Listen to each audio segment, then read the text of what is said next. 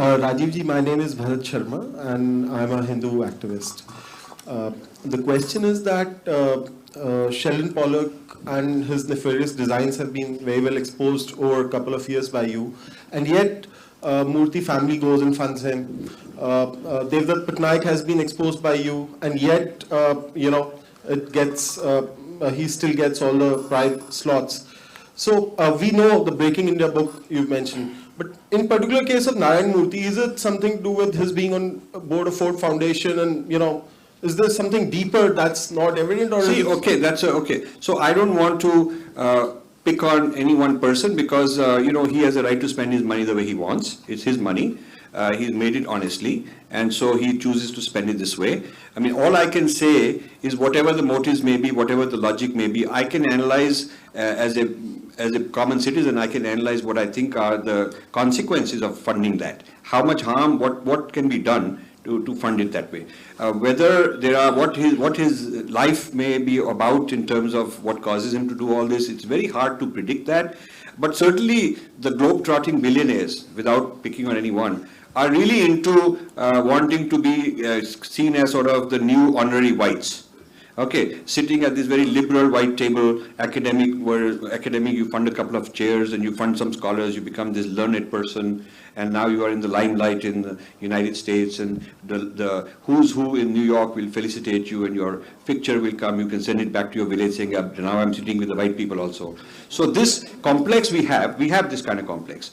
This complex to sort of be seen as having arrived on the global stage. These are the people who have made it rich in this country. Then the next thing to do is to show that I have a very big yacht or have a very tall house in Mumbai or something like that. So maybe it is part of that complex.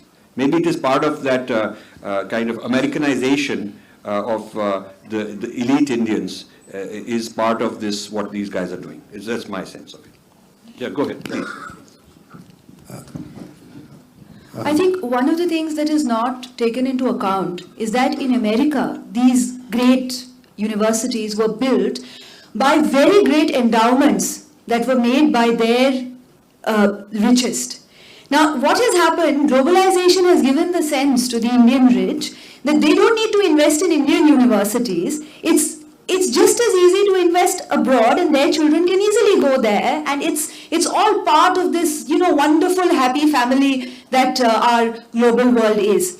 That's why I want to sort of take this opportunity to say that it is extremely important that academics value location in research. Yes. The moment you produce a great work of research in an American university, whether in science or in the humanities, you are adding to the wealth of that university and that country.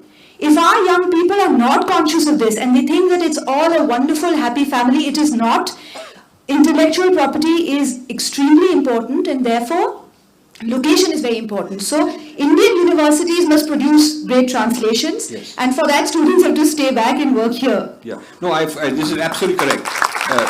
In fact, it has become the latest. 20 years ago, 25 years ago, when I started my foundation, I was giving grants to all these American places. I gave away all the money I could spare. Now I wish I hadn't, but I learned from it.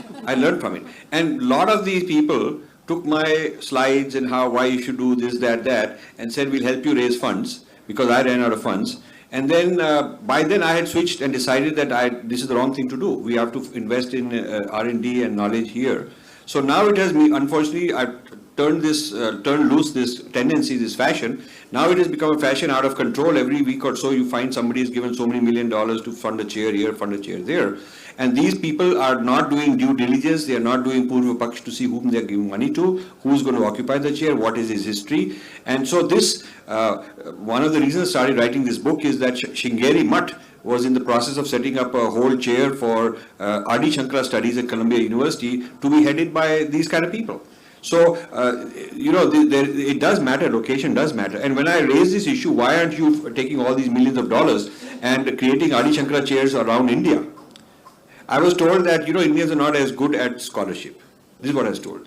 So, while we can be the IT hub for the world, and while we can be a hub for making automobile parts and making pharmaceuticals and all kind of other industries, we think we cannot be the Sanskrit studies hub of the world, which is very strange.